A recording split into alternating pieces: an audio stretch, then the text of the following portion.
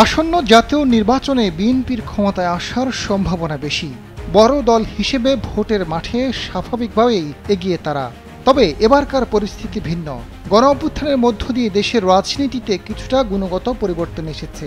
পাশাপাশি জনসাধারণের মধ্যেও দলগুলোকে মূল্যায়নের ক্ষেত্রে পরিবর্তন এসেছে। তরুণ ও নারী ভোটাররা এবার ফ্যাক্টর হিসেবে হাজির হবেন। বিষয়টি মাথায় রেখে কর্মকৌশল সাজাতে হবে বিএনপিকে।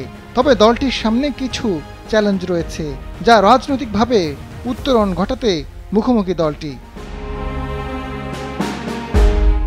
একাধিকবার রাষ্ট্র পরিচালনার অভিজ্ঞতা রয়েছে বিএনপির। অতীতে ভোটের মাঠে প্রধান প্রতিপক্ষ ছিল আওয়ামী লীগ। এবার দলটির প্রধান প্রতিপক্ষ হচ্ছে জামাত, সঙ্গে আছে ধর্মভিত্তিক অন্যান্য রাজনৈতিক দলও। প্রতিপক্ষের বদলের কারণে বিএনপি নির্বাচনী প্রচারণায়ও পরিবর্তন আনতে হচ্ছে।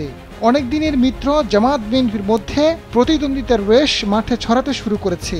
কোথাও কোথাও দুই দলের সমর্থকরা সংঘর্ষেও জড়াচ্ছেন। রাজনৈতিক বিশ্লেষকরা বলছেন, বিএনপির সামনে এবার 3টি চ্যালেঞ্জ রয়েছে। এই 3 চ্যালেঞ্জ সফলভাবে দলটি মোকাবেলা করতে পারলে জয় সহজ হয়ে যাবে। প্রথম চ্যালেঞ্জ, ধর্মীয় অনুভূতির মোকাবেলা করা। বিএনপির প্রতিপক্ষ ধর্মভিত্তিক রাজনৈতিক দলগুলো।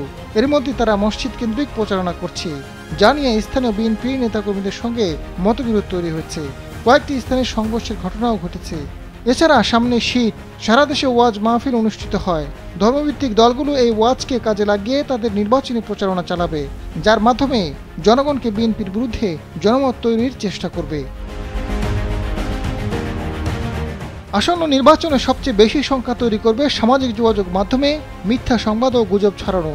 অনলাইনে দলীয় কার্যক্রম ও বিপক্ষ দলকে ঘায়েলের জন্য শক্তিশালী আইটি সেল রয়েছে দলগুলোর, যারা বিভিন্ন সামাজিক মাধ্যমে নিজ দলীয় কার্যক্রম প্রচারের পাশাপাশি প্রতিপক্ষের বিরুদ্ধেও প্রচারণা চালাচ্ছে বলে অভিযোগ রয়েছে।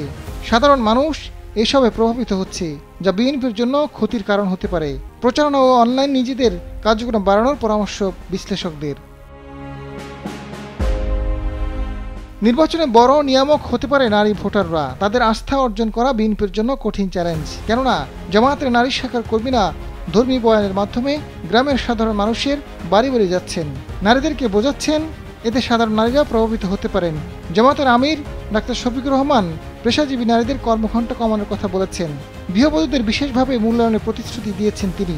দলটি এবার নারী ভোটারদের মন জয়ের লক্ষ্যে কাজ করছে। বিপরীতে বিএনপিকেও নারী ভোটারদের আস্থা অর্জনে সচেষ্ট হতে হবে।